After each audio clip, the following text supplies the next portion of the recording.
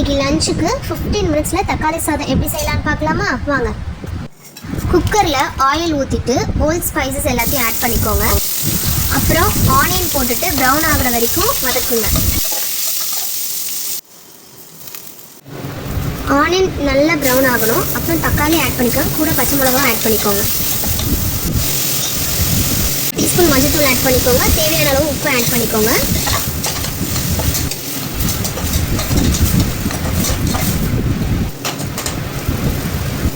இப்போ இஞ்சி பூண்டு ஆட் பண்ணிக்கோங்க. கூட சேர்த்து ஆட் பண்ணிக்கோங்க.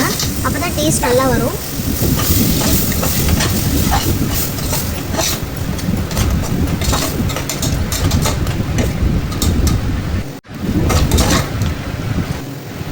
Kashmiri chilli powder 1 teaspoon add பண்ணிக்கோங்க.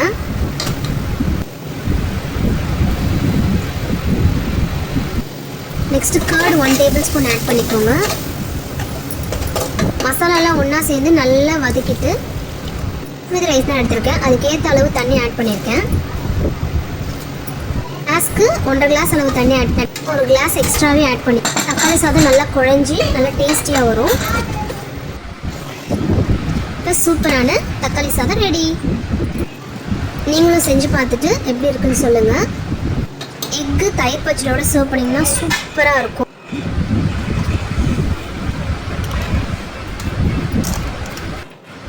மறக்காமல் வீடியோக்கு லைக் பண்ணிவிட்டு சப்ஸ்கிரைப் பண்ணுங்கள்.